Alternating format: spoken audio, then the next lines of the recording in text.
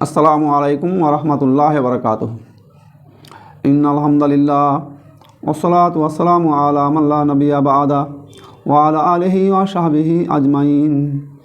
औज़ु बिल्लाहि मिनश शैतानिर रजीम। बिस्मिल्लाहिर रहमानिर रहीम। इन्ना अरसलना इलैकुम रसूलन शाहिदन अलैकुम कमा अरसलना फिरऔन रसूला फअशा फिरऔन रसूल फखजनाहु अखजन वबीला फकैफ तत्तकून इन कफरतुम यौमा यजअलुल बिल्दान सीबा अस्समाउ मुनफातिरुम बिहि कान वअदुहु मफ़ऊला इन्ना हाज़िही तज़किरतुन फमन शाअ इत्तख़ज़ इला रब्बिही सबीला इन्ना रब्बका यअलमु अन्नका तक़ूमु अदना मिन सुलुसानिल लैल व निस्फ़हु व सुलुसहु व ताइफ़तुम मिनल्लज़ीना मअक वल्लाहु युक़द्दिरुल लैला वन्नहार आलिमा अल्लन तुहसूहु फतब अलैकुम फक़रऊ मा तयस्सरा मिनल क़ुरआन आलिमा अन सयकूनु मिनकुम मरजअ व आख़रूना यजरिबूना फिल अर्ज़ यबतगूना मिन फ़ज़लिल्लाह व आख़रूना युक़ातिलूना फ़ी सबीलिल्लाह व आख़रूना युक़ातिलूना फ़ी सबीलिल्लाह फ़क़रऊ मा तयस्सरा मिन्हु व अक़ीमुस्सलाता व आतुज़ ज़काता व अक़रिजुल्लाह क़रज़न हसना वमा तुक़द्दिमू लिअन्फुसिकुम मिन खैरिन ताजिदुहु इंदल्लाह हुवा खैरन व अअज़म अजरन वस्तगफिरुल्लाह इन्नल्लाहा गफूरुर रहीम। अस्तगफिरुल्लाह इन्नल्लाहा गफूरुर रहीम। अस्तगफिरुल्लाह इन्नल्लाहा गफूरुर रहीम। सदाकाल्लाहु अलैहि। सम्मानित देश विदेशेर दर्शक श्रोता मंडली, যাবতীয় প্রশংসা মহান আল্লাহ রাব্বুল আলামিনের জন্য, যিনি আমাদেরকে ধারাবাহিক কোরআনের এই আলোচনায় অংশগ্রহণ করার তৌফিক দান করেছেন। সেই মহামনিব মহান সৃষ্টিকর্তা রব, তার দরবারে আমরা নতমস্তকে শুকরিয়া আদায় করছি, আলহামদুলিল্লাহ। অতঃপর দরুদ ও সালাম শান্তির ধারা বর্ষিত হোক শেষ নবী বিশ্বনেতা হযরত মুহাম্মদ মুস্তাফা সাল্লাল্লাহু আলাইহি সাল্লামের প্রতি, যিনি অক্লান্ত পরিশ্রম করে ইসলামকে পৃথিবীর আনাচে কানাচে পৌঁছে দিয়েছেন। মহান আল্লাহর পক্ষ থেকে নবী করিম সাল্লাল্লাহু আলাইহি সাল্লামের প্রতি অগণিত শান্তি, রহমত, দরুদ বর্ষিত হোক। আল্লাহুম্মা সাল্লি আলাইহি, আল্লাহুম্মা বারিক আলাইহি। সূরা মুজাম্মিল কোরআন মাজিদের ৭৩ নম্বর সূরা। আমি আপনাদের সামনে ১৫ থেকে ২০ এ কয়েকটি আয়াত আমার অযোগ্যতার সাথে তেলাওয়াত করেছি। আর সেই তেলাওয়াতকৃত আয়াতগুলোকে সামনে রেখে কিছু বক্তব্য, কিছু কথা আপনাদের সামনে পেশ করব। ওমা তৌফিকি ইল্লা বিল্লাহ তাওয়াক্কালতু ইলাইহি উনীব। সূরা মুজাম্মিলের প্রথম অংশে আল্লাহ রাব্বুল আলামিন কিছু গুণাবলী সম্পর্কে মানুষকে বর্ণনা দিয়েছেন, যে তাহাজ্জুদ নামাজ আদায় করা, সেখানে কোরআন তেলাওয়াত করা, কোরআন তেলাওয়াতের ধরন কী, এসব নির্দেশিকাগুলো আল্লাহ রাব্বুল আলামিন সেখানে দিয়েছেন। একই সাথে সেখানে বর্ণনায় পাওয়া যায় যে কোরআন তেলাওয়াত তাহাজ্জুদের নামাজে কিভাবে করতে হবে, কত সময় পর্যন্ত আল্লাহ নবী তেলাওয়াত করতেন, আল্লাহর পক্ষ থেকে কতক্ষণ নির্দেশিকা দেওয়া ছিল, কোরআনের সাথে সম্পর্ক রাখলে কিয়ামতের ময়দানে কি লাভ, না রাখলে কি ক্ষতি, এই সম্পর্কিত বিষয়গুলো আলোচনায় এর আগে এসেছে।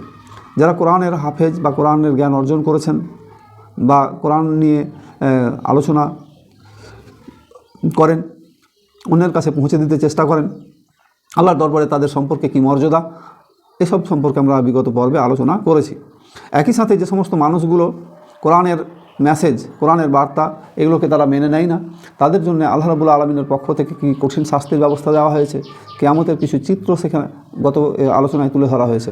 চিত্রগুলো ছিল এরকম যে সেই দিন পৃথিবী প্রকম্পিত হবে, পাহাড়গুলোকে ধুলাবালির মতো করে দেওয়া হবে, আল্লাহর দরবারে সেদিন উঠতে হবে, জাহান্নামকে আল্লাহ প্রজ্বলিত করে রেখেছেন, সেইখানে সেই অস্বীকারীদের, সত্য প্রত্যাখ্যানকারীদেরকে স্থান দেওয়া হবে।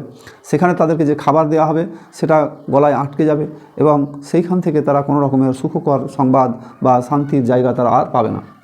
এরকমভাবে বর্ণনা করার পর আল্লাহ নবী হযরত মুহাম্মদ মুস্তাফা সাল্লাল্লাহু আলাইহি সাল্লামের সামনে ধৈর্য ধারণ করার নসিহত আল্লাহ রাব্বুল আলামিন দিয়েছেন যে যখনই মানুষের সামনে দ্বীনের কাজ, প্রচারের কাজ করা হবে, তখনই কিছু মানুষ সবসময় বিরোধিতা করবে, তারা জুলুম নির্যাতন করবে, মেনে নিতে অস্বীকার করবে। এই সিচুয়েশনে, এই পরিস্থিতিতে তুমি ধৈর্য ধারণ করো। যে সমস্ত মানুষগুলো আল্লাহ রাব্বুল আলামিনকে অস্বীকার করেছে, এই দুনিয়ার জীবনকে তারা পরিপূর্ণ জীবন মনে করেছে, দুনিয়ার সম্পদের পেছনে, ক্ষমতার পেছনে মোহে তারা মত্ত থেকেছে, তাদেরকে আমি কিছুদিন অবকাশ দিলাম। এরপর আল্লাহ রাব্বুল আলামিন হযরত মুহাম্মদ মুস্তাফা সাল্লাল্লাহু আলাইহি সাল্লামকে জানাচ্ছেন যে দেখো, কওমকে জানাচ্ছেন, এই কওমের কাছে যে বার্তাটা আল্লাহ রাব্বুল আলামিন দিচ্ছেন সেটা হচ্ছে এই, ইন্না আরসালনা ইলাইকুম রাসূলান শাহিদান আলাইকুম কামা আরসালনা ইলা ফিরআউনা রাসূলা। আমি তোমাদের নিকট পাঠিয়েছি রসুল তোমাদের জন্য সাক্ষী স্বরূপ, যেমন রসুল পাঠিয়েছিলাম ফেরাউনের নিকটে। তো আল্লাহ রাব্বুল আলামিনের এই যে বর্ণনা, আল্লাহ নবী হযরত মুহাম্মদ মুস্তাফা সাল্লাল্লাহু আলাইহি সাল্লাম দাওয়াতি কাজ, প্রচার প্রসার ইত্যাদি সারাদিন ব্যস্ততার মধ্য দিয়ে পরিচালনা করেছেন। তারপরে যখন মানুষ মেনে নেয়নি, তখন সেই মানুষগুলোকে একদিকে যেমন সতর্ক করা হয়েছে, তেমনি আল্লাহ নবীকে সান্ত্বনা দেওয়া হয়েছে যে তুমি তাদের বিষয়টা, ফায়সালাটা আমার উপরে ছেড়ে দাও, আমি তাদেরকে কঠিনভাবে পাকড়াও করব। তো আল্লাহ রাব্বুল আলামিন নবীকে পাঠিয়েছেন, এখানে সাক্ষী স্বরূপ বলা হয়েছে। সাক্ষীটা এই যে আল্লাহর পক্ষ থেকে যে সমস্ত মেসেজগুলো, ওহিগুলো এসেছে টাইম টু টাইম, সময়কে সামনে রেখে, সেই ওহিগুলো, সেই মেসেজগুলো আল্লাহ নবী মানুষের সামনে পৌঁছে দিয়েছেন। এই পৌঁছে দেওয়ার কাজটা আল্লাহ নবী করেছেন। এইটা হচ্ছে মানুষের উপরে আল্লাহ নবী সাক্ষ্য দিচ্ছেন যে আমি আমার জীবদ্দশায় যে সমস্ত ওহি, যে সমস্ত নির্দেশিকা আল্লাহর পক্ষ থেকে এসেছে, সবগুলো আমি তোমাদের পাঠিয়ে দিচ্ছি। এটা একটা হচ্ছে আল্লাহর পক্ষ থেকে নবী হচ্ছেন দূত, মেসেঞ্জার। দ্বিতীয় হচ্ছে যে আল্লাহ রাব্বুল আলামিন নবী করিম সাল্লাল্লাহু আলাইহি সাল্লামকে যে সাক্ষী হিসাবে প্রেরণ করেছেন, সাক্ষী, তাহলে সাক্ষী হচ্ছে অপরাধের প্রমাণের জন্যে, অপরাধ প্রমাণের জন্যে অথবা নির্দোষ প্রমাণের জন্যে সাক্ষী দরকার হয়। তাহলে আল্লাহ নবী হযরত মুহাম্মদ মুস্তাফা সাল্লাল্লাহু আলাইহি সাল্লাম তার বাণী যে সমস্ত লোকগুলো মেনে নিয়েছে, তাদের পক্ষে আল্লাহ নবী হচ্ছেন সাক্ষী যে হ্যাঁ, এই সমস্ত উম্মত যারা আমার কথাগুলোকে মেনে নিয়েছে, তাদের জন্য আল্লাহ রাব্বুল আলামিন কিয়ামতে নবী করিম সাল্লাল্লাহু আলাইহি সাল্লামকে ক্ষমতা দেবেন সাফায়াতের জন্য, সুপারিশ করার ক্ষমতা দান করবেন। উল্টো দিকে যে সমস্ত লোকগুলো মেনে নেবে না, তাদের বিপক্ষে আল্লাহ নবী সাক্ষী দেবেন, এই সেই আমার কওমের লোক, এই সেই আমার জাতির লোক, যাদের সামনে আমি কোরআনকে রেখে এসেছিলাম, আমার বাণীকে রেখে এসেছিলাম, তারা এইগুলোকে খেলতামাশার বস্তু হিসাবে পরিগণিত করেছিল। তাদের বিরুদ্ধে আজ আমি মামলা দিলাম, তাদের বিরুদ্ধে আজ আমি সাক্ষী দিলাম। এই যে আল্লাহ রাব্বুল আলামিনের নবী সাক্ষী হিসাবে, এটা দুটো দিক। তাহলে তিনটে বিষয় আমি সাক্ষী হিসাবে উল্লেখ করলাম। একটা হচ্ছে দাওয়াত, আল্লাহ নবী মানুষের সামনে সম্পূর্ণভাবে পেশ করেছেন। আরাফার ময়দানে বিদায় হজ্জের ভাষণে আল্লাহ নবী হযরত মুহাম্মদ মুস্তাফা সাল্লাল্লাহু আলাইহি সাল্লাম বক্তব্য দিতে গিয়ে বলেছেন, এটা প্রায় সব হাদিসে এই বিষয়টি আছে, যে শেষ লগ্নে এসে বললেন যে আমি কি তোমাদের কাছে আল্লাহর পাঠানো মেসেজ, বার্তা, ওহি পরিপূর্ণভাবে প্রকাশ করেছি? আমি কি আমার দায়িত্ব পালন করেছি? তখন সমস্ত সাহাবা ইকরামরা যারা উপস্থিত ছিলেন সেখানে সমস্বরে এক বাক্যে সবাই বলেছিলেন, লাব্বাইক, যিনি আপনি সব আপনার দায়িত্ব সঠিকভাবে পালন করেছেন। তাহলে এর সাক্ষী আল্লাহ রাব্বুল আলামিনের পক্ষ থেকে আল্লাহর নবী মনোনীত হয়ে আছেন। তাহলে একদিকে ভালোর সাক্ষী থাকবেন সাফায়াতকারী হিসাবে, অপরদিকে আল্লাহ রাব্বুল আলামিন কাফের মুশরিক যারা অস্বীকারী তাদের বিরুদ্ধে সাক্ষ্য দেবেন, এই সাক্ষ্য হিসাবে প্রেরণ করেছেন। এই সাক্ষ্যটা যে দেওয়া হয়েছে, পাঠানো হয়েছে, শুধুমাত্র আল্লাহ নবী, শেষ নবীকেই নয়, আল্লাহ রাব্বুল আলামিন স্মরণ করাচ্ছেন যে দেখো, ফেরাউনের নিকটেও আমি মুসাকে পাঠিয়েছিলাম, মুসা আলাইহিস সালামকে পাঠিয়েছিলাম, যে ফেরাউন তার কওম তার জাতির লোকেরা, ফেরাউন এবং তার জাতির লোকেরা তারা পথভ্রষ্ট হয়েছে, তারা সীমালঙ্ঘন করেছে, তাদেরকে সংশোধনের জন্য মুসা আলাইহিস সালামকে পাঠানো হয়েছে। যখন মুসা আলাইহিস সালামের এই বাণী, আল্লাহর পক্ষ থেকে পাঠানো মেসেজ ফেরাউন এবং তার দলবলের লোকেরা মেনে নেয়নি, তার পরিণতিটা কী হয়েছে সেটা স্মরণ করিয়ে দেওয়া হচ্ছে। যে দেখো, যখন তারা এই মানে সংশোধিত বাণী, সংশোধনের জন্য পাঠানো বাণী, মেসেজ, ওহি, মুসা আলাইহিস সালামকে তারা অস্বীকার করেছে, ওহিকে অস্বীকার করেছে, মেনে নেয়নি, তখন তাদের শাস্তি আমি দুনিয়াতে দিয়েছি। তাদেরকে সাগরে ডুবিয়ে তাদেরকে শেষ করা হয়েছে, মানে তাদের সলিল সমাধি ঘটানো হয়েছে। তাহলে এ বার্তা, এ মেসেজ জানিয়ে দেওয়ার মধ্য দিয়ে উম্মতে মুহাম্মাদিকে জানানো হচ্ছে যে এ শাস্তি শুধু ফেরাউনের জন্য ছিল না, এ শাস্তি বরং যারাই যুগে যুগে কালে কালে অবাধ্য হবে, ইসলাম থেকে মুখ সরিয়ে নেবে, তাদের জন্য এই শাস্তি যুগে যুগে কালে কালে অনবরত আসতে থাকবে, এসেছে। হয়তো কওমে লুতকে যেভাবে একেবারে ধ্বংস করে দেওয়া হয়েছিল, নিচ থেকে উল্টে উপরে করে দেওয়া হয়েছিল, সেই প্রকৃতি হয়তো হবে না, কিন্তু গজবের ধরন, শাস্তির ধরন টাইম টু টাইম আল্লাহ রাব্বুল আলামিন এক এক সময় এক এক রকম দেবেন। কখনো জালেম শাসক চাপিয়ে দেবেন, কখনো জুলুম অত্যাচারের মাত্রা বাড়িয়ে দেবেন, কখনো ভূমিকম্প দেবেন, কখনো ভূমিধস দেবেন, কখনো সুনামি দেবেন। এরকমভাবে মানুষের উপরে মানুষ টাইম টু টাইম এগুলো আসতেই থাকবে। আল্লাহ রাব্বুল আলামিনের নবীকে এ ব্যাপারে জানিয়ে দেওয়া হচ্ছে যে ফেরাউনের পরিণতিটা কী হয়েছিল দেখো। তারপরে বলা হচ্ছে ফা আসাও ফেরাউন রাসূলা ফা আখাজনাহু আখজাউ ওয়াবিলা, কিন্তু ফেরাউন সেই রসুলকে অমান্য করেছিল, ফলে আমি তাকে কঠিন শাস্তি দিয়েছিলাম। একটু আগে আলোচনা করলাম যে আল্লাহর নবী হযরত মুহাম্মদ মুস্তাফা সাল্লাল্লাহু আলাইহি সাল্লামকে জানিয়ে দেওয়া হচ্ছে যে ফেরাউনের কাছে মুসা আলাইহিস সালামকে পাঠানো হয়েছিল, কিন্তু ফেরাউন মুসা আলাইহিস সালামকে স্বীকার করেনি। মুসার পাঠানো মেসেজ, বার্তা, ওই দাবি বা পরামর্শ বা হেদায়েতের কথা ফেরাউন গ্রহণ করেনি, তাদেরকে পাকড়াও করা হয়েছিল। এই কঠিন শাস্তিটা ছিল সলিল সমাধি ঘটানো। এটা হলো দুনিয়ার শাস্তির কথা বর্ণনা করা হচ্ছে। দুনিয়ার এই শাস্তির সাথে সাথে আল্লাহ রাব্বুল আলামিন এবার স্মরণ করাচ্ছেন যে স্মরণ করো যে ফাকাইফা তাত্তাকুনা ইন কাফারতুম ইয়াওমা ইয়াজআলুল বিলদা নাসিবা, তোমরা যদি কুফরি করো কি করে আত্মরক্ষা করবে সেই দিন, যেদিন শিশুদেরকে বৃদ্ধে পরিণত করা হবে। শিশুদেরকে বৃদ্ধে পরিণত করা হবে। একটা মানুষের বৃদ্ধে পরিণত হয়, চুল পেকে যায় কতদিনে। জন্মগ্রহণ করার পর একজন মানুষ বড় হয়, বড় হতে হতে হতে হতে হতে 40 বছর বয়সের পর আস্তে আস্তে চুল পাকতে শুরু করে এবং সব চুল পেকে যায় প্রায় 80 বছর, 90 বছর, 70 বছর এরকম বয়স হলে। তাহলে একটা শিশু ছেলে এমন সিচুয়েশন তৈরি হবে যে সিচুয়েশনে বৃদ্ধে পরিণত হয়ে যাবে। আল্লাহ রাব্বুল আলামিন এমন একটা পরিস্থিতি তৈরি করবেন কিয়ামতের ময়দানে, সেই পরিস্থিতিটা হবে এমন পরিস্থিতি যে পরিস্থিতিতে ছোট ছোট সন্তান, ছেলেরা, শিশুরা তারাও যেন বৃদ্ধে পরিণত হয়ে যায়। আমরা এক্সাম্পল যদি দিই, দেখব যে কোনো জায়গায় কোনো মানুষকে বা আসামিকে যদি পুলিশে ধরে, তো পুলিশের ভয়ে সে আসামি দাঁড়িয়ে পেচ্ছাপ করে দেয়। তার মানে তার অন্তরে কী পরিমাণ ভয় থাকে যে প্রস্রাব ক্রিয়াটা একটা নির্দিষ্ট লেভেল পর্যন্ত প্রস্রাব জমা না হলে হয় না, তো আতঙ্কে ভয়ে প্রস্রাব হয়ে যায়। তো আল্লাহ রাব্বুল আলামিন এমন একটা সিচুয়েশন কিয়ামতের ময়দানের সৃষ্টি করবেন যে সিচুয়েশনে পরিস্থিতিতে একটা শিশুও বৃদ্ধে পরিণত হয়ে যাবে। এই ব্যাখ্যা আমি কী দিয়ে বোঝাই জাতিকে? আল্লাহ রাব্বুল আলামিন এরকম বর্ণনা দিচ্ছেন যে সেই দিন কীভাবে আত্মরক্ষা করবে, সেই দিন কীভাবে নিজেকে বাঁচাবে, এটা আল্লাহ রাব্বুল আলামিন বলছেন। আল্লাহ সমস্ত কিছুর সৃষ্টিকর্তা, সমস্ত কিছুর মালিক, সমস্ত কিছুতে তার ক্ষমতা চলে। তাহলে আল্লাহ যদি কোনো মানুষকে বলেন যে আমি তোমাকে শিশু অবস্থাকে বৃদ্ধ পরিণত করবো এরকম সিচুয়েশনে, তাহলে এই অবস্থায় কারো আত্মরক্ষা করার কোনো উপায় থাকে? কোনো উপায় থাকে না। তাহলে আল্লাহ রাব্বুল আলামিনের দয়া, আল্লাহ রাব্বুল রহমত ছাড়া কোনো মানুষ স্থির থাকতে পারবে না। তবে দয়া এই রহমত পাওয়ার জন্য দুনিয়াতে বেঁচে থাকা অবস্থায় আল্লাহর দেওয়া জীবন বিধানকে, আল্লাহর দেওয়া হুকুম আহকামকে, নবীর দেখানো পথকে মেনে চলতে হবে। এটা হচ্ছে সহজ সরল সিরাতুল মুস্তাকিমের পথ। তারপর আল্লাহ রাব্বুল আলামিন বলছেন আসসামাউ মুনফাতিরুম বিহি কানা ওয়াদাহু ওয়াদুহু মাফউলা, যেদিন আকাশ বিদীর্ণ হবে তার প্রতিশ্রুতি অবশ্যই বাস্তবায়িত হবে। যেদিন আকাশ বিদীর্ণ হবে, তাহলে এখানে আস্তে আস্তে বর্ণনাগুলো আসছে, আকাশ বিদীর্ণ হয়ে যাবে। তাহলে প্রথমে বলা হলো যে শিশুরা বৃদ্ধে পরিণত হবে, আকাশ বিদীর্ণ হয়ে যাবে, আর তার প্রতিশ্রুতি বাস্তবায়িত হবে। এই প্রতিশ্রুতিটা হচ্ছে যে এই সুন্দর পৃথিবীর এই অবস্থায় থাকবে না, একটা সময় এটা ধ্বংসপ্রাপ্ত হবে। আর আবার ধ্বংসপ্রাপ্তের পর আল্লাহ রাব্বুল আলামিন মানুষকে কিয়ামতের ময়দানে আল্লাহর দরবারে তুলবেন। তাহলে এই যে তুলবেন, এই তোলার কাজটা হচ্ছে প্রতিশ্রুতি। ধ্বংসপ্রাপ্ত হবে, আবার আল্লাহর দরবারে আমাদেরকে উঠতে হবে। এই প্রতিশ্রুতিটা আল্লাহ রাব্বুল আলামিন বাস্তবায়ন করবেন কখন? যেদিন আকাশ বিদীর্ণ হয়ে যাবে। আমরা জানি যে আকাশে বহু সংখ্যক অগণিত গ্রহ, নক্ষত্র, উপগ্রহ, ছায়াপথ, গ্যালাক্সি এসব অবস্থান করছে, যেগুলো কোনোটা আমরা দেখতে পাই, কোনোটা আমরা দেখতে পাই না। এই বস্তুগুলো পরস্পরের একটা আকর্ষণ বল আছে, হ্যাঁ, যে আকর্ষণ বলটা 1687 সালে বিজ্ঞানী স্যার আইজ্যাক নিউটন আবিষ্কার করলেন। সেটা হচ্ছে মহাকর্ষ বল। এই মহাকর্ষ বল হচ্ছে মহাবিশ্বে দুটো বস্তু পরস্পরকে আকর্ষণ করে। এই আকর্ষণ বলের মান বস্তু দুটোর গুণফলের সমানুপাতিক এবং দূরত্বের বর্গের ব্যস্তানুপাতিক।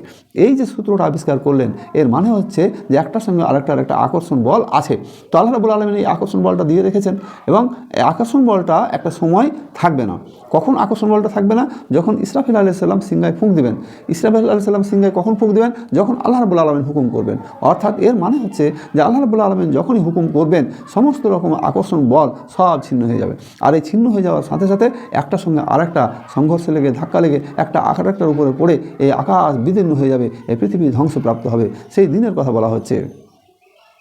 তারপরে আল্লাহ রাব্বুল আলামিন বলছেন যে ইন হাযিহি তাযকিরাতুন ফামান শাআ আত্তাখাযা ইলা রাব্বিহি সাবিলা। ইহা এক উপদেশ, অতএব যার অভিরুচি সে রবের পথ অবলম্বন করুক, আর যার অভিরুচি নেই সে অবলম্বন করবে না। তো আল্লাহ রাব্বুল আলামিন এটা মানুষের সামনে উপদেশ পেশ করলেন, নসিহত পেশ করলেন যে তোমাদের সামনে হক, সত্য, দিন অর্থাৎ আল্লাহর পাঠানো জীবন ব্যবস্থা সম্পর্কে বলা হচ্ছে। আল্লাহর নবী তোমাদেরকে সেই দাওয়াত দিচ্ছেন। এবার তোমাদের যাদের অভিরুচি আছে সেই দিন সে গ্রহণ করুক। যার এটা গ্রহণ করার ইচ্ছা নেই, বাসনা নেই, আগ্রহ নেই, ইন্টেনশন নেই, সে গ্রহণ করবে না। তো তাদের ক্ষেত্রে সতর্কতাটা হলো এই যে সেই দিনকে স্মরণ করো যেদিন শিশু বৃদ্ধে পরিণত হবে। সেদিনকে স্মরণ করো যখন আকাশ সমূহ বিদীর্ণ হয়ে যাবে, ভেঙে চুরে সব চুরমার হয়ে যাবে। সেই দিনকে স্মরণ করো যেই দিন আল্লাহর প্রতিশ্রুত দিবস বাস্তবায়িত হবে, অর্থাৎ কিয়ামত সংগঠিত হবে। সেই দিনকে স্মরণ করো, সেই দিন তোমাদেরকে কে বাঁচাবে। পরের আয়াত আমরা 20 নম্বর আয়াত এবার আলোচনা করতে যাচ্ছি। তো 20 নম্বর আয়াতটা হচ্ছে দ্বিতীয় রুকু। সূরা মুজাম্মেলের এটা হচ্ছে দ্বিতীয় রুকু। এতক্ষণ পর্যন্ত প্রথম রুকুর উপরে আলোচনা পেশ হলো। এই দ্বিতীয় রুকু নাজিল হয়েছে প্রথম রুকু নাজিলের প্রায় 10 বছর পর। তাফসীরকারকদের অধিকাংশের মত যে এটা মক্কাতেই নাজিল হয়েছে। তো মক্কায় নাজিল হলেও এখানে কিছু বিধিবিধান আছে যেগুলো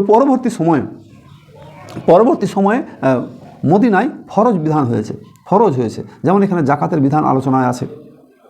আমি আয়াতের অংশ ধরে ধরে আলোচনা এগিয়ে নিয়ে যাচ্ছি। আল্লাহ রাব্বুল আলামিন বলছেন যে ইন্না রাব্বাকা ইয়ালামু আন্নাকা ইয়াকুমু আজনা মিন সুলুসা লিল-লাইল ওয়া নিসফাহু ওয়া সুলুসাহু ওয়া তাইফাতুম মিনাল্লাযিনা মাআকা। তো আল্লাহ রাব্বুল আলামিন এখানে বলছেন যে তোমার রব জানেন তুমি জাগরণ করো কখন, আর প্রায় 2/3, অর্ধাংশ, 1/3 এবং জাগে তোমার সঙ্গে যারা আছে তাদের একটা দলও আল্লাহর নির্ধারণ করেন দিন ও রাত্রির পরিমাণ। তো এখানে যে বিষয়টা তুলে ধরা হয়েছে আলোচনার প্রথম অংশে, এই সূরার প্রথম অংশে আলোচনায় ছিল যে আল্লাহ রাব্বুল আলামিন তাহাজ্জুদ নামাজের ব্যাপারে আল্লাহর নবী এবং সাহাবা ইকরাম তার অনুসারীদের উপরে ফরজ বিধান করা হয়েছিল যে রাতের অর্ধেক অংশ বা তার বেশি বা তার কম এই সময়টা তারা যেন আল্লাহ জিকির আজগারে কাটায়, ইবাদত বান্দেগীর মধ্য দিয়ে পার করে। তাহলে এই সময়টা কতটা সময় এ ব্যাপারে বলা হচ্ছে যে তোমার রব জানেন তুমি জাগরণ করো কখন, আর জেগে থাকো কখন, আর ঘুমাও কতক্ষণ। এই বিষয়ে আল্লাহ রাব্বুল আলামিন সব জানেন যে 2/3, অর্ধেক না 1/3, আর তোমার সঙ্গে যারা জাগে তাদের একটা দলও, এবং আল্লাহ নির্ধারণ করেন দিন ও রাতের পরিমাণ। মানে এই কাজটা তোমাদের জন্য আল্লাহ রাব্বুল আলামিন বোঝাতে চাইছেন যে এই কাজটা তোমাদের জন্য অত্যন্ত কঠিন, অবশ্যই কঠিন। তবে এই কাজের মধ্য দিয়ে তোমাদের একটা উদ্দেশ্য সাধন হবে। এই উদ্দেশ্যটা হচ্ছে তোমাদের মধ্যে ঈমানি শক্তি, তাকওয়া অর্থাৎ খোদাভীতি, আল্লাহ নির্ভরতা, তাওয়াক্কুল এগুলো বৃদ্ধি পাবে। তাহলে এর কাজটা যদিও অত্যন্ত কঠিন কাজ, তো এই যে দিনের পরিমাণটা হিসেব রাখাটা এটা কঠিন। তো কাজটাও কঠিন আর হিসেব রাখাটাও কঠিন। এই হিসেব রাখার অংশটা আমরা যদি খেয়াল করি তাহলে দেখব যে দিনের অংশ কখনো বাড়ে, কখনো দিন রাত সমান হয় কোনো সময়, আবার কখনো দিন বড় রাত ছোট, আবার কখনো রাত বড় দিন ছোট। তাহলে এই যে টাইমের হেরফের হচ্ছে, এই অবস্থায় সঠিক হিসাব রাখাটা অত্যন্ত কঠিন কাজ। আল্লাহ রাব্বুল আলামিন বলছেন যে তিনি জানেন যে তোমরা এর সঠিক হিসাব রাখতে পারবে না, অতএব তোমরা আল্লাহর প্রতি ক্ষমা পরবশ হয়েছেন। অতএব আল্লাহ রাব্বুল আলামিন তোমাদের উপরে ক্ষমা পরবশ হয়েছেন, অর্থাৎ এটাকে ক্ষমার চোখে দেখছেন যে আগে অবস্থায় যেটা তোমাদের জন্য ফরজকৃত ছিল এখন থেকে তোমাদের এটা আর ফরজ থাকবে না, বরং এটা হয়ে যাবে তোমাদের জন্য নফল। অমিনাল লাইলে ফাতাহাজ্জাজ বিহি নাফিলাতাল লাকা আসা ইয়াবাশাকা রাব্বুকা মাকামাম মাহমুদা। সূরা বানী ইসরাঈলের 82 নম্বর আয়াতে আল্লাহ রাব্বুল আলামিন বলছেন যে রাতের এই যে তাহাজ্জুদের নামাজ, এই তাহাজ্জুদের নামাজটা তোমাদের জন্য নফল, অর্থাৎ ফরজ থেকে এটা নফল হলো। এই নফল বিধানটা হয়েছে কখন? যে যখন মিরাজের রাত্রে, মিরাজে আল্লাহ রাব্বুল আলামিনের পক্ষ থেকে নামাজকে ফরজ করা হয়েছে, 5 ওয়াক্ত নামাজের ফরজের বিধান যখন নাজিল হয়েছে, তখন এই নামাজ নিয়ে আলোচনায় বিভিন্ন বিষয়ে বিভিন্ন মতামত এসেছে। অতএব কোরআনের যতটুকু আবৃত্তি করা তোমাদের জন্য সহজ, ততটুকু আবৃত করো।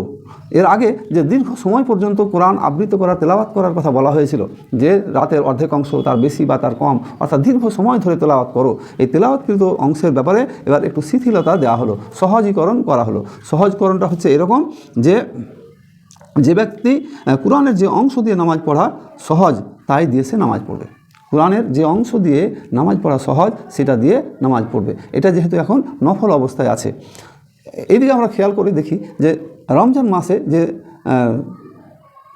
নামাজ, মানে তারাবির নামাজ, এই তারাবির নামাজটা মূলত হচ্ছে তাহাজ্জুদ। এই তারাবির নামাজটা আমরা দীর্ঘ সময় ধরে পাঠ পড়ি। এখানে আমাদের যেটা প্রয়োজন, সেখানে তেলাওয়াতটা লম্বা করা, অর্থাৎ তাহাজ্জুদের মধ্য দিয়ে আল্লাহ রাব্বুল আলামিন চান কোরআনের আলোচনা, কোরআনের তেলাওয়াত এটা যেন সে বেশি করে। এবং তেলাওয়াতের সিস্টেমে এটাকে আমরা আলোচনা করেছি যে ধীরে ধীরে স্পষ্ট উচ্চারণে শ্রুতিমধুর কণ্ঠে সম্ভব হলে এটা তেলাওয়াত করতে হবে, ধীরে ধীরে এবং স্পষ্ট উচ্চারণে, এবং এর অর্থ অর্থাৎ ভাবার্থ যেন মানুষ বুঝতে পারে, তাহলে এরকমভাবে তেলাওয়াতটা করতে হবে। এই ব্যাপারে 3টে শব্দ, স্পষ্ট উচ্চারণ, ধীরে ধীরে তেলাওয়াত এবং ভাবার্থ অনুধাবন, এই 3টে বিষয়কে এখানে দেওয়া হয়েছে একবার স্পষ্ট শব্দ উল্লেখ করে। তাহলে এখানে পরের আয়াতে এখানে এসে বলা হলো, 20 নম্বর আয়াতে এসে, যে তোমাদের প্রতি সহজ করে দেওয়া হয়েছে, যতটুকু আবৃত্তি করতে পারো তার করো। আল্লাহ জানেন তোমাদের মধ্যে কেউ অসুস্থ হয়ে পড়বে, কেউ অনুগ্রহ করে মানে আল্লাহর অনুগ্রহ সন্ধানে দেশ ভ্রমণ করবে, কেউ আল্লাহর পথে সংগ্রামে লিপ্ত হবে।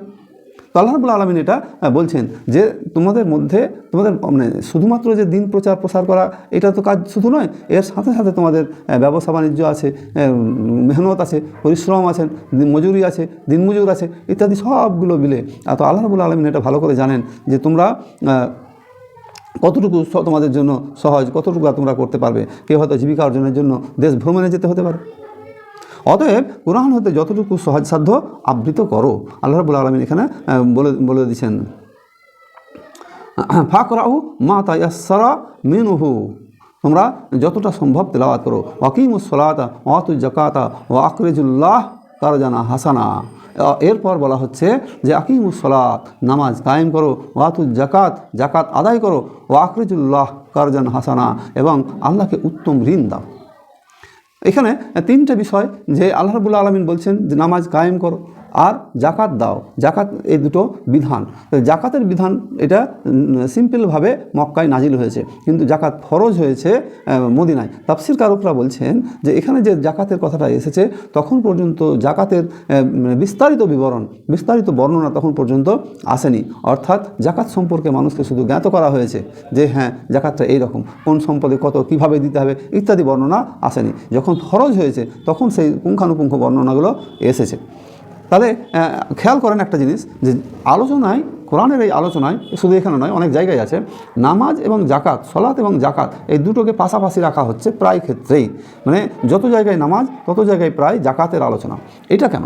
যে নামাজের সাথে জাকাতের একটা সামাজিক সোশ্যাল সম্পর্ক আছে। এই সম্পর্কটা হচ্ছে যে কোনো মানুষের পেটে যদি ক্ষুধা থাকে, কোনো মানুষের পেটে যদি চিন্তা থাকে যে আমার সংসার কী দিয়ে চলবে, কোনো মানুষের মনে যদি এই চিন্তা থাকে যে আমি বাড়িতে অসুস্থ ছেলে রেখে এসেছি, মেয়ে রেখে এসেছি, ছেলের পোশাক কেনা দরকার, মেয়ের পোশাক কেনা দরকার, স্ত্রীর পোশাক কেনা দরকার, তো এই অবস্থায় সে যখন নামাজে দাঁড়াবে তখন নামাজে তার একাগ্রতা আসবে না, খুশুখুজু থাকবে না, মানে একেবারে একান্ত চিত্তে আল্লাহর দরবারে যে নামাজ আদায় সেইটা হয়ে ওঠা সম্ভব হবে না। তাহলে এই জায়গায় সে যত মন নিবেশ করার চেষ্টা করুক, যদি এই জাকাতের বিধান বাস্তবায়ন থাকে তাহলে সেই জাকাতের দ্বারা উপকৃত হবে এবং সে নামাজেও তার পাবন্দি, তার মন মানসিকতা সব বসবে। অর্থাৎ এই কথা দ্বারা, উদাহরণ দ্বারা বোঝানো যায় যে জাকাতের বিধান বাস্তবায়িত না হলে নামাজ পরিপূর্ণভাবে কায়েম হওয়া সম্ভব নয়। জাকাত ব্যবস্থা কায়েম না হলে নামাজ পরিপূর্ণভাবে কায়েম হওয়া সম্ভবই নয়। অর্থাৎ নামাজ জাকাত দিয়ে নামাজকে পূর্ণতা পাওয়া যায়। জাকাত এবং নামাজ পরস্পর অঙ্গাঙ্গিভাবে চলে। নামাজ দিয়ে জাকাত দিয়ে একটা সুন্দর সমাজ, নামাজ এবং জাকাত দিয়ে সুন্দর একটা সমাজ তৈরি করা যায়। শুধু নামাজ দেওয়া হবে না, শুধু জাকাত দেওয়া হবে না, সুতরাং দুটোর একটা মেলবন্ধন দিয়ে সামাজিক সুরক্ষা, সামাজিক সুবন্দোবস্ত এটা হতে হবে। এখানে আল্লাহ রাব্বুল আলামিন এটা বললেন। আর তার সাথে জুড়ে দিয়েছেন ও আকরাজুল্লাহ কারজানা হাসানা, এবং উত্তম ঋণের ব্যাপারে এখানে আলোচনা করা হয়েছে যে উত্তম ঋণটা কি। উত্তম ঋণ হচ্ছে যে আল্লাহকে সন্তুষ্ট লাভের আশায়, যে আল্লাহকে সন্তুষ্ট করার জন্যে সওয়াবের নিয়তে বিনা শর্তে কাউকে কিছু ঋণ দেওয়া, এটাকে বলা হচ্ছে উত্তম ঋণ। আমি আবারও বলছি যে আল্লাহকে সন্তুষ্ট করার জন্যে সওয়াবের নিয়তে, মানে নেকির উদ্দেশ্যে সওয়াবের নিয়তে বিনা শর্তে কাউকে ধার দেওয়া, এটাকে বলা হচ্ছে কর্জে হাসানা। একদিকে কর্জে হাসানার মানে উত্তম ঋণ। তো ঋণ যখন আমরা কাউকে দিই তখন আমাদের আতঙ্কে থাকতে হয়, কারণ ঋণ ফেরত আসবে এরকম আমরা আশা করতে পারছি না। তাহলে আমরা এখানে যে ঋণটার আলোচনা করা হচ্ছে, এই উত্তম ঋণটা আমরা কাকে দিচ্ছি? উত্তম ঋণ দিচ্ছি আল্লাহ রাব্বুল আলামিনকে। আল্লাহ রাব্বুল আলামিন আমাদের কাছে উত্তম ঋণ নিচ্ছেন। খেয়াল করে দেখেন যে আল্লাহর সম্পত্তির কোনো অভাব আছে?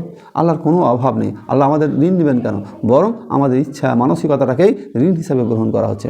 তাহলে এই উত্তম ঋণটা আল্লাহ রাব্বুল আলামিন, যখন কোনো মানুষ ঋণ গ্রহণ করে তখন মানুষের উপরে ঋণ পরিশোধ করাটা কী হয়? ফরজ হয়ে যায়। তো ঠিক একই রকমভাবে আল্লাহ রাব্বুল আলামিনকে যখন আমরা কোনো ঋণ দেব তখন সেই ঋণ আল্লাহ রাব্বুল আলামিন বহু গুণ বাড়িয়ে তা ফেরত দেবেন। তাহলে আচ্ছা, ঋণের ব্যাপারে কয়েকটা কথা, যেমন ঋণ দিলে সেই ঋণ আদায়ের একটা ব্যাপার থাকে, যে সেখানে একটু অবকাশ দেওয়া। যদি ঋণগ্রস্ত ব্যক্তি টাকা সঞ্চয় করতে না পারেন, সময় মতো দিতে না পারেন, তাহলে তাকে একটু অবকাশ দেওয়া, যদি সম্ভব হয় তাকে মাফ করে দেওয়া বা ছেড়ে দেওয়া। তো এরকমভাবে ঋণের একটা ব্যাপার আছে। কিন্তু যিনি ঋণ গ্রহণ করবেন তার ক্ষেত্রে বর্ণনাটা হচ্ছে যে আল্লাহ নবী হযরত মুহাম্মদ মুস্তাফা সাল্লাল্লাহু আলাইহি সাল্লাম, যদি কোনো ব্যক্তি মারা যায়, কোনো ব্যক্তি যদি মারা যায় তাহলে তার ঋণ থাকলে তিনি জানাজা পড়াতেন না। তো এটা একটা কঠিন বিষয় যে ঋণগ্রস্ত ব্যক্তির জানাজা পড়াতেন না। কোনো ব্যক্তি যখন মারা যায় তার যদি কোনো সম্পদ থেকে থাকে তাহলে তার সম্পদ থেকে আগে ঋণ পরিশোধ হবে, তারপরে তার ওয়ারিসদের মধ্যে সম্পদের বন্টন হবে। আগে ঋণ পরিশোধের কথা বলা হয়েছে। মৃত ব্যক্তির সম্পদ থেকে ঋণ পরিশোধ করতে হবে। এটা একদিকে ঋণ পরিশোধের ব্যাপারে কঠিন কড়াকড়ি করা হয়েছে, অপরদিকে ঋণদাতাকেও নসিহত করা হয়েছে যে তাকে মাফ করে দেওয়ার বা তাকে সুযোগ দেওয়ার, অবকাশ দেওয়ার। তাহলে এই প্রসঙ্গটা বলা হয়েছে। তো আল্লাহ রাব্বুল আলামিনকে যে আমরা কর্জে হাসানা দিই বা দিব, এটা কেমন? এর জন্য কিছু বর্ণনা কোরআন হাদিসে অনেকগুলো আছে। কর্জে হাসানার বর্ণনাটা হচ্ছে এই যে উদ্দেশ্য হতে হবে সৎ উদ্দেশ্যে এবং খুশি মনে দিতে হবে। কোনো না, কেবলমাত্র আল্লাহকে খুশি করার জন্য দিতে হবে। হালাল মাল থেকে দিতে হবে, উত্তম বস্তু দিতে হবে। সুস্থ অবস্থায় যখন মানুষের সম্পদের প্রতি লোভ চাহিদা বেশি থাকে সেই সময় দিতে হবে, সুস্থ অবস্থায় দিতে হবে। তারপরে হচ্ছে গোপনে দান করা উত্তম, অবশ্য যদিও প্রকাশ্যে দেওয়া যায়, গোপনে দেওয়া। সূরা বাকারার 271 নম্বর আয়াতে এটা বলা হয়েছে। খোঁটা না দেওয়া, কাউকে ঋণ দেওয়া বা দান করলে তাকে যেন খোঁটা দেওয়া না হয়, এইটা হচ্ছে উত্তম ঋণ। অধিক দানকে তুচ্ছ মনে করা, কারণ আল্লাহ রাব্বুল আলামিনের গোটা মহাবিশ্বের যে সম্পদ, মহাবিশ্বের যে নিয়ামত, মৃত্যু পরবর্তী যে জান্নাতি নিয়ামত, সেই তুলনায় আপনার ঋণ এটা তুচ্ছ। এটাকে নিজেকে তুচ্ছ মনে করতে হবে যে আমি এত বেশি দিলাম নয়, বরং এত কম দেওয়া হলো, এরকম মানসিকতা রাখতে হবে। অধিক প্রিয় বস্তু থেকে দান করা। সূরা আল ইমরানের 92 নম্বর আয়াতে আছে যে তোমরা ততক্ষণ পর্যন্ত প্রকৃত ঈমানদার হতে পারবে না যতক্ষণ পর্যন্ত তোমার পছন্দনীয় বস্তু থেকে অন্যকে দান করবে, কার্যে হাসানা প্রদান না করবে। এই কার্যে হাসানার কথা বলা হয়েছে। দান করতে হবে অধিক এবং মূল্যবান বস্তু। তাহলে এইভাবে কার্যে হাসানার সম্পর্কে আলোচনা করা হয়েছে কোরআন এবং হাদিসে। তারপরে বলা হচ্ছে আল্লাহকে উত্তম ঋণ দাও, তোমরা তোমাদের আত্মার মঙ্গলের জন্য ভালো যা কিছু অগ্রিম প্রেরণ করবে তোমরা তা পাবে আল্লাহর নিকট, উহা উৎকৃষ্ট পুরস্কার হিসাবে মহত্তম। তোমরা যা আল্লাহর কাছে পাঠাবে, এই যে আমরা উত্তম ঋণের কথা আলোচনা করছি, এই উত্তম ঋণটা আমরা দুনিয়াতে বেঁচে থাকা অবস্থায় পাঠালাম, জমা করলাম, আর এটার উত্তম অবস্থায় আমরা ফেরত পাবো আল্লাহ রাব্বুল আলামিনের দরবারে। এটা দান হিসাবে, রিটার্ন হিসাবে অনেক বেশি কার্যকরী। তো আল্লাহ রাব্বুল আলামিন বলছেন যেটা তোমাদের আত্মার মঙ্গলের জন্য। তোমরা এই যে ঋণটা দিচ্ছ এটা তোমাদের আত্মার মঙ্গলের জন্য, অর্থাৎ আত্মার মঙ্গল হচ্ছে এ দুনিয়াবী মঙ্গল হবে, আবার পারলৌকিক জীবনেও মঙ্গল হবে, এই দু জীবনেই মঙ্গল। একই সাথে বলা হচ্ছে যে এবং তোমরা পাবে আল্লাহর নিকট এর থেকে অধিক উত্তম পাবে। সূরা বাকারার 261 নম্বর আয়াতে এই সম্পর্কে বলা হয়েছে যে আল্লাহ রাব্বুল আলামিন এর প্রবৃদ্ধি সম্পর্কে বলতে গিয়ে বলছেন যে তোমরা একটা শস্য বীজ বপন করলে, তার থেকে 7টা চারা গাছ বেরোলো, আর প্রত্যেকটা চারা গাছে 100টা করে শীষ, অর্থাৎ 700 পর্যন্ত বাড়লো। আল্লাহ চাইলে তার থেকেও বেশি বাড়াতে পারেন, অর্থাৎ 700 গুণ বলার পর বলছেন যে তার থেকে আরও বেশি বাড়াতে পারেন। তাহলে এই কর্জে হাসানার কোনো নির্দিষ্ট সীমা সংখ্যা, নেকির কোনো নির্দিষ্ট সীমা সংখ্যা আল্লাহ রাব্বুল আলামিন বেঁধে দেননি, বরং তোমরা যা পাঠালে সেটা হলো অগ্রিম পাঠানো। অগ্রিম কেন? যে মৃত্যুর পর পাঠানোর সব রাস্তা বন্ধ হয়ে যায়। এই জন্য আমরা নিজে থেকে আর কোনো দান, কোনো সাদকা, কোনো কিছু করতে পারবো না। মৃত্যু হয়ে গেলে আমাদেরকে কবরবাসী হয়ে যেতে হবে। তারপর বলা হচ্ছে যে আল্লাহর নিকট উহা উৎকৃষ্ট এবং পুরস্কার হিসেবে মহত্তর। তোমরা ক্ষমা প্রার্থনা করো আল্লাহর নিকট, নিশ্চয় আল্লাহ ক্ষমাশীল। তাহলে ইনদাল্লাহ ওয়া হুয়া খায়রুন ওয়া আজমা আজরান ওয়াস্তাগফিরুল্লাহ ইন্নাল্লাহ গাফুরুর রহিম। আল্লাহর কাছে এটা উত্তম রিটার্ন তোমরা পাবে। আর তার সাথে বলা হচ্ছে ওয়াস্তাগফিরুল্লাহ, তোমরা আল্লাহর কাছে ক্ষমা প্রার্থনা করো, ইন্নাল্লাহ গাফুরুর রহিম, এবং আল্লাহ হচ্ছেন ক্ষমাশীল, পরম দয়ালু। গাফুরুর রহিম, পরম দয়ালু এবং ক্ষমাশীল। গফুর ক্ষমাশীল এবং রহিম দয়ালু, পরম দয়ালু। তো আল্লাহ রাব্বুল আলামিন আমাদেরকে এই সংবাদ শোনানোর সাথে সাথে যে কথাটা বললেন, গফুর ক্ষমাশীল এবং রহিম দয়ালু, এই দুটো শব্দ এখানে আমরা একটু আলোচনার দিকে দৃষ্টি দেব। এখানে গফুর ক্ষমাশীল মানে আমরা যে আলোচনাটা ধারাবাহিকভাবে প্রথম থেকে শেষ পর্যন্ত এসেছি, সেখানে আল্লাহ রাব্বুল আলামিন বলছেন তাহাজ্জুদ নামাজের কথা, কোরআন তেলাওয়াতের কথা, বেশি বেশি করে দান সাদকা করার কথা বলা হলো, উত্তম ঋণ দেওয়ার কথা বলা হলো, এবং এইসব করতে গিয়ে আমাদের কিছু ভুল ত্রুটি হতে পারে। দিন প্রসারের কথা বলা হলো, নবী রসুলদের উদাহরণ পেশ করা হলো।